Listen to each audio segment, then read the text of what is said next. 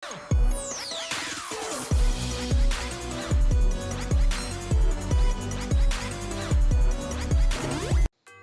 what's up guys? We're here for my Week 7 match versus Akki, coach of the Portland Crobats in the NPL Season 3.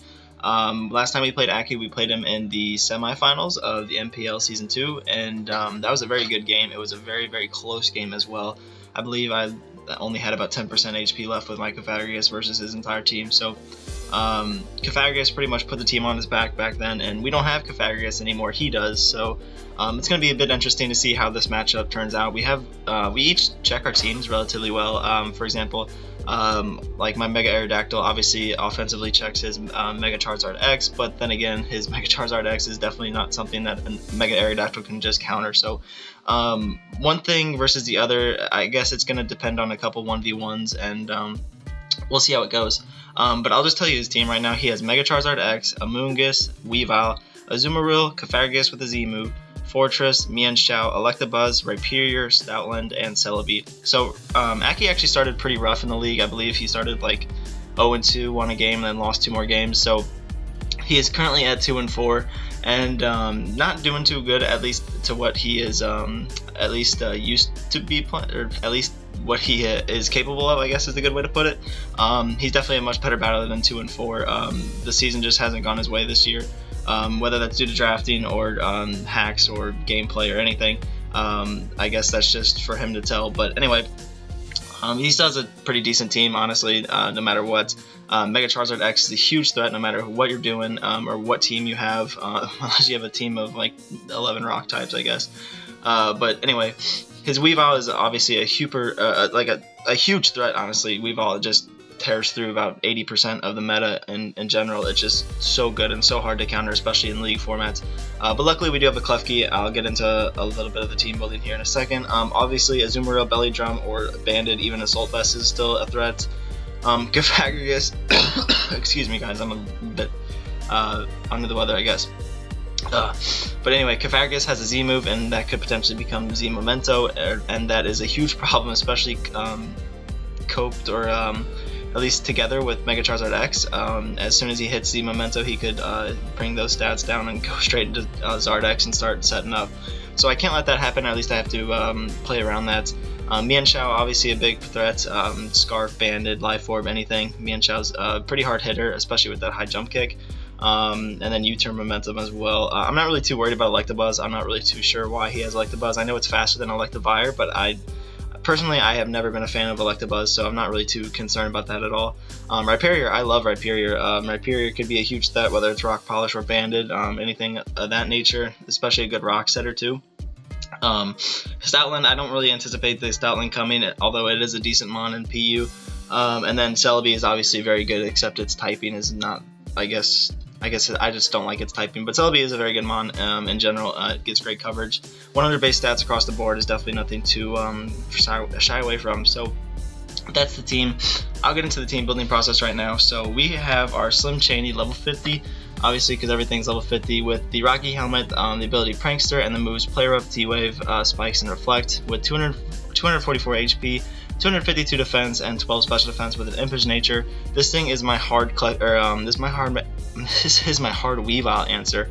Weavile is a huge threat to my team. I don't have necessarily too many switch-ins, so I really want Weavile to take Rocky Helmet damage. I want it to take Life Orb damage if that's what it is. Maybe Stealth Rocks, maybe some Spikes damage. I can't T-Wave it because it's a Dark type, and Prankster is well, Dark types are immune to Prankster moves, so I can't really do anything in that sense. So we are bringing Reflect as our 4th move to be able to eat the hits a little bit better, and that's about it, honestly. The Play Rough is there to beat the Weavile, also hits the Mienshao pretty well, so it hits those 2 mons very well, actually. I believe it has a chance to OHKO the Weavile depending on his sets. Generally speaking, it'll always OHKO after rocks, and it has a chance to OHKO without rocks. So, and that is if he's uninvested. So I just wanted to play rough to be able to make sure I can knock it out offensively. Maybe if that's his last Pokemon left, then I can knock it out from there. But yeah, this thing is literally just here to set up some spikes, maybe get some T-Waves off, counter the Weavile, honestly. If Zard gets out of hand, I have a chance to T-Wave it, 90% accuracy. But yeah, if anything gets out of hand, I guess maybe the Mienshao, maybe the Mega-Aerodactyl, stuff like that. If it gets out of hand, I can T-Wave that as well. So it's a good safety blanket, honestly. And I definitely wanted to bring this set, especially the Max defensive set. So that's the Klefki set. Honestly, it's pretty self-explanatory. The next Pokemon we have is Raider, our Crocodile, holding the Rocky helmet with the ability Intimidate, the moves Earthquake, Knockoff, Fire Fang, and Stealth Rock, 244 HP, 124 attack, and 140 defense with an Adamant nature. This particular set allows me to check Megazord X, check Weavile a bit. Obviously, I can't be taking those Icicle Crashes or Ice Shards, even low kicks, but I can take those knockoffs very well. As for example, if he's like a Choice Scarf set trying to outspeed my Mega-Aerodactyl, or a Choice Bandit set trying to break through some of my walls. So that's a potential answer. Obviously, if he wants to take some Rocky Helmet damage, I could potentially do that too. So I'm running double Rocky Helmet this week. The Earthquake is there to, at least this particular set with the Earthquake is there to knock out the Charizard X. If it is uninvested, I believe I have a chance to knock it out if it has a little bit of investment. But this set will straight OHKO it because Earthquake is nice stab, and we are running a decent amount of attack with an Adamant nature. Obviously, I don't want to get walled by something like Amoonguss too, so I want to hit relatively hard. I guess this set is a decent Cofagrigus check. Like, obviously, I don't want to take a Will-O-Wisp from this thing, so maybe if I can catch it on switching, something like that, and hit it with a knockoff, that would be fantastic. Fire Fang is there for the Fortress. It's always a 2-hit KO. I didn't want to run Fire Blast or Flamethrower just in case he did run the Spidef set, at least on this Crocodile. So I have Fire Fang on there. That's pretty much it. I could have ran, I think this thing does get Aqua Tail, doesn't it?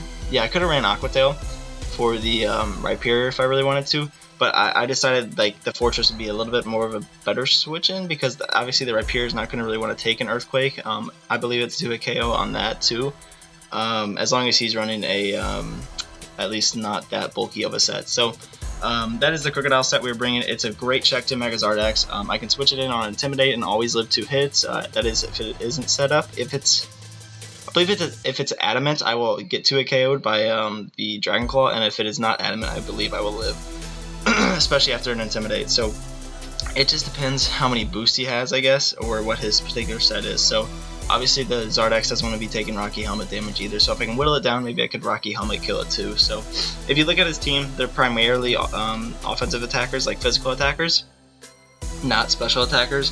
Zardex is a physical attacker, Weavile physical attacker, Azumarill physical attacker, Mienshao physical attacker, and even Rhyperior and Fortress are generally physical attackers. So by that's kind of the theory or the logic behind the 2 Rocky Helmets. I wanted to take extra damage, and then at least have him to be more hesitant to click those moves. Even the Stoutland too is a physical attacker, so that's kind of nice. That's just my logic behind that. The next Pokemon we are bringing is Reaperette, our Mismagius, and this is actually, I believe, the 3rd time we are bringing Mismagius, which is pretty surprising to me. I didn't picture myself using this as much as I am. It's a decent spin blocker. That's pretty much the one of the only reasons I brought it for this game. Also outspeeds base 100 Pokemon, which is kind of nice.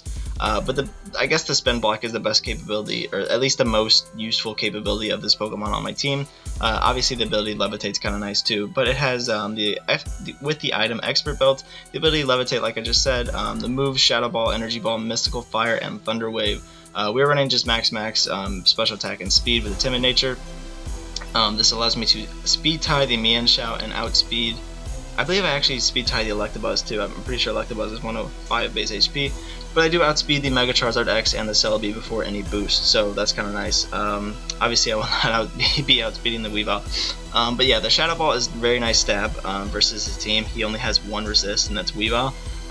Well, he has Stoutland too that is immune. But that is it. I wanted to take advantage of that if I could potentially do that. Energy Ball is very nice coverage versus his team as well. Smacks Azumarill for an always 2-hit KO. If he's uninvested, I believe I have a chance to OHKO with the Expert Belt.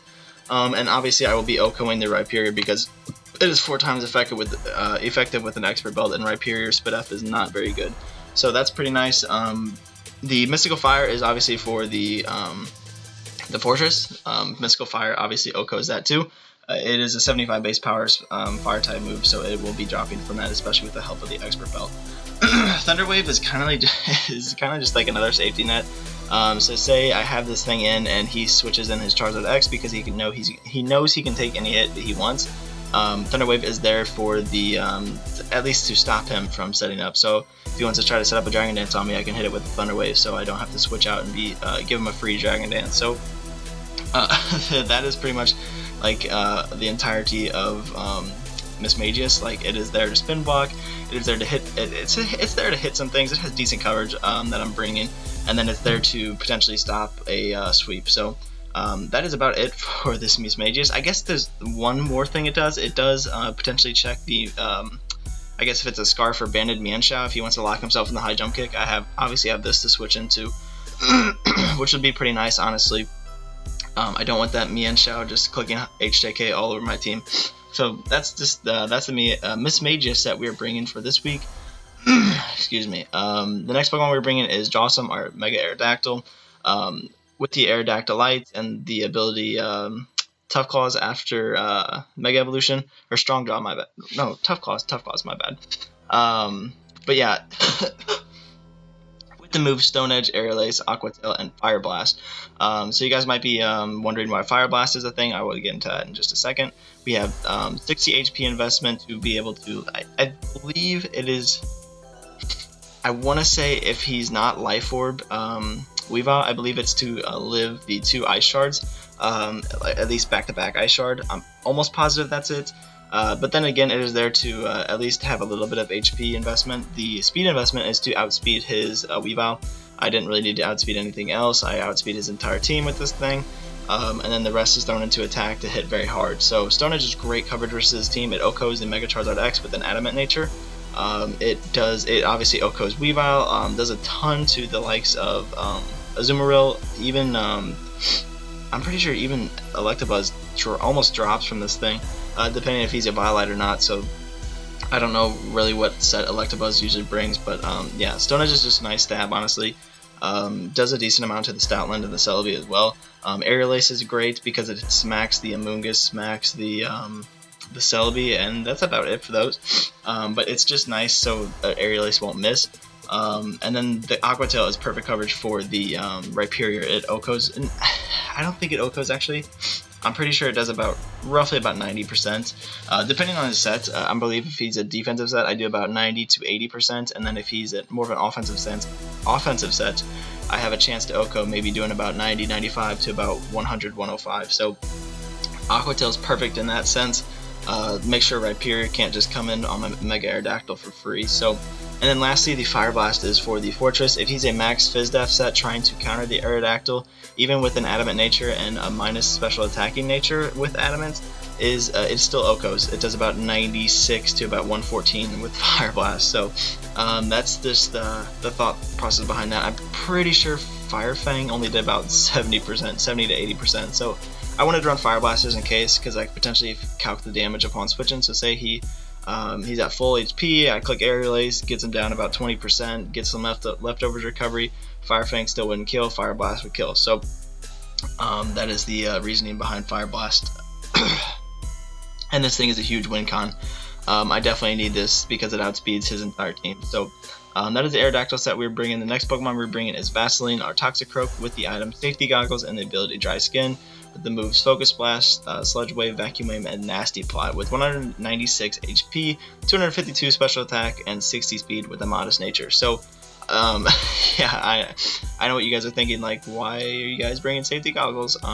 The reasoning is because Amoonguss. I don't want Amoonguss to just put something to bed on my team. I don't want to at least have one of my Pokemon just useless for the entirety of the match. So the reasoning behind the Safety Goggles is to counter that. I can switch freely into this thing. Amoonguss generally can't touch me unless he's bringing something like HP Ground, maybe for the Heatran. I'm really not too concerned about Amoonguss. Amoonguss won't be able to touch me. I'll be able to set up on it freely. Focus Blast, Sludge Wave is a very nice stab, honestly, versus his team. I didn't want to bring the physical set because the physical set gets walled by Rhyperior, so we are bringing the special set, and the special set does just about as well as the physical set would be doing. Physical set is a little bit nicer, and I'm a little bit more comfortable with it, especially because it has 20 base more attack. But hopefully the special set can catch him off guard a bit. Focus Blast, Sludge Wave, and Vacuum Wave, just great coverage versus the team. Vacuum Wave allows me to pressure the Weavile. The Vacuum Wave is not an OHKO, but if I get up to +2, it is definitely an OHKO. So I believe with the set I'm running right now, Vacuum Wave does about 80% to Weavile, maybe 80 to 90. I know it's not an OHKO from the set, but if he takes any Life Orb damage, any Stealth Rock recoil, or any Life Orb recoil and any Stealth Rock damage, he's going to be knocked out by the Vacuum Wave, so that's pretty cool. Allows me to beat Azumarill very well. Azumarill's play rough obviously isn't something that I want to take, but with my investment I can at least eat one, as long as he's not Choice Banded, and then my Sludge Wave is always going to kill unless he's Assault Vest. So Sludge Wave over Sludge Bomb, because Bomb had a chance of living, I believe. I'm pretty sure Bomb, I think the calc was about 95 to 110, 115 with Sludge Bomb, and I'm pretty sure Sludge Wave has a guaranteed OHKO with the modest nature and max special attack investment, depending on his HP investment, of course. But yeah, so that's pretty cool. Actually, I'm pretty sure the Focus Blast on the Rhyperior isn't an OHKO either. I'm pretty sure it does about upwards of 90%, about like 90 to like 95 ish. So if I get a Nasty Plot up, or I hit him with the Focus Blast, then I can hit him with the Vacuum Wave. So any little chip damage is great. Vacuum Wave is just nice priority versus his team, especially if I get Zard low, I can smack it with the Vacuum Wave. So that's the theory behind that. I believe that's the only reasoning behind the Toxicroak. I'm pretty sure that's about it. It checks a couple things. I'm a bit worried that this set does get it gets hardwalled by Cofagrigus. To be honest, Cofagrigus can just come in on this thing, and I can't touch it at all. I almost ran Dark Pulse over Nasty Plot, but I definitely wanted to run Nasty Plot, especially if I wanted to switch into the Amoonguss and take advantage of it. So that is the Toxicroak that we are bringing. Last Pokemon we're bringing is another bit of an interesting set. We're bringing Patrick, our Starmie, with the Expert Belt and the ability Natural Cure, with Scald, Signal Beam, Rapid Spin, and Toxic, with 92 HP investment, 236 special attack, and 180 speed with a Timid nature. This allows me to outspeed his Mienshao, his 105 base Mon. I cannot speed the Weavile, so there's no point in doing it. There's no point to running the Colbur set, honestly, because Colbur Berry, it'll die if I run the same amount of HP investment. I have to be about max for the Colbur Berry, and it knockoff's doing like 80 to 90, so there's really no point. I believe that's Choice Banded Weavile though. But anyway, there's really no point to do that. I just wanted to run an Expert Belt set. This particular set allows me to have a chance to OHKO the Celebi. If he's uninvested, I OHKO the Celebi almost every single time. So Celebi is a bit annoying. I don't want it to be setting up nasty plots on me. So I can come in and revenge it with a Starmie if that's what it comes to, because Aerial Ace does not OHKO the Celebi. Celebi has a lot of general bulk, 100 base across the board. So Scald is just nice versus stuff like the Rhyperior and potential burns, and then Toxic is there for the Charizard or pretty much anything like maybe Cofagrigus. So that is the Starmie set we're bringing, and let's hop right into the battle. So we see he brings the Weavile, the Celebi, the Megazord X, the Fortress, the Stoutland, and the Mienshao. So I was very, very surprised to see the Stoutland come over a couple things like Azumarill or Amoonguss, even Cofagrigus. I was very surprised to see Stoutland, although I get that whenever we get there. But everything else is pretty much generally speaking like I knew he was going to bring it, especially something like the Weavile. So looking at his team, I just want to lead I believe I lead my Aerodactyl because it has a general good matchup versus anything on his team. So he leads his Celebi, as I do in fact lead my Aerodactyl. I was a bit concerned about this play because I didn't want to catch a T-Wave if it was a support Celebi set, but it is in fact an offensive set. At least it leads me to believe he's an offensive set, because he just switches into one of his defensive checks and I just Aerial Ace his Stoutland. So only doing about 25%, that is a very, very defensive Stoutland. So I just go into my Crocodile and get off and Intimidate for myself. As he Toxics, that's a pretty good play on his part. I don't know if he was predicting that or maybe trying to just whittle down my Aerodactyl, but I'm going to get up my Rocks either way because Rocks are very helpful versus his team of a Weavile and a Charizard. So he's just going to return, take some Rocky Helmet damage, probably just trying to get a little bit of a chip on this thing. So I switch out into Croak here, as he switches out himself into the Fortress. So I'm trying to spin these rocks away, but he knows I have him as Magius. I'm going to try to hit and spin block him to see if he wants to just click spin right away or click Volt Switch. And he does indeed click Volt Switch, which is definitely the play to make. And he goes straight into his Weavile. So I was a bit concerned about the Weavile here, because he doesn't really know my set either. So he makes a double into the Fortress, which is totally fine, trying to scout my move, maybe to see if I'm a Scarf set. With something like Hidden Power Fighting, but I just go into my Klefki here because it's my designated answer, and I go right back into his Magius on the Volt Switch once again. So he does make the right play, he gets a crit, doesn't really matter.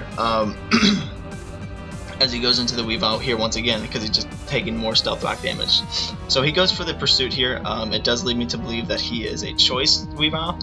I was really I was almost positive he'd be a choice Weavile here. So, and this is the big part of the game here. So I go for Stone Edge, trying to hit the Stoutland, because Stoutland would potentially die over 2 Stone Edge hits, not 2 Aerial Ace hits. So I go for the Stone Edge, as I was definitely not thinking he would stay in here. I thought he would be choice because he didn't see any recoil, and the way he played around that Mismagius, it just led me to believe that he's a choice Scarf Weavile, or at least a choice banded, like some sort of choice item.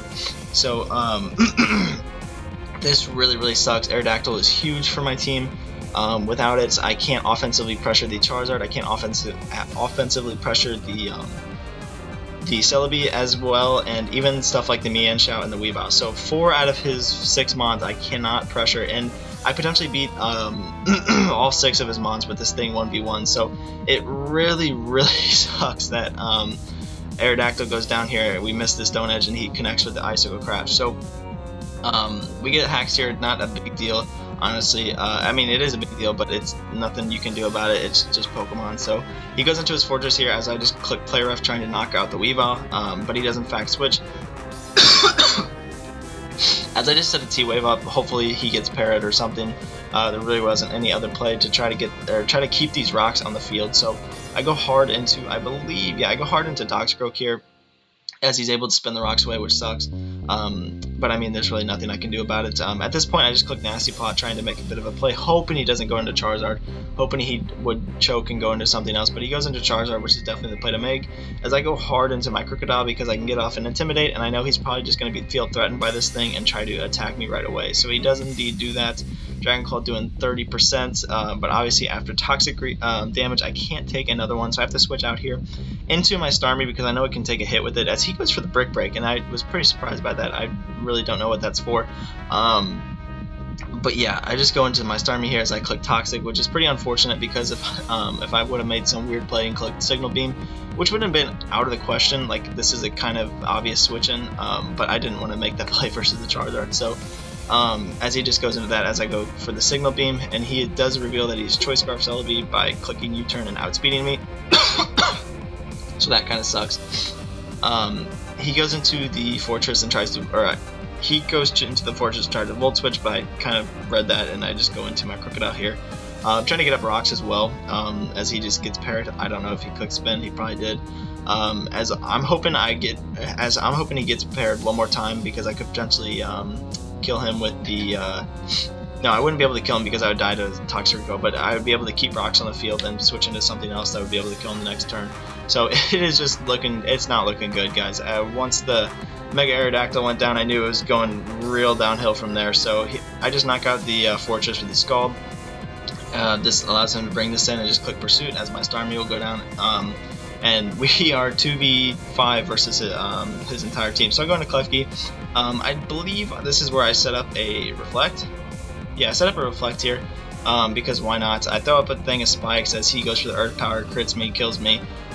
So the game's just not in our favor right now.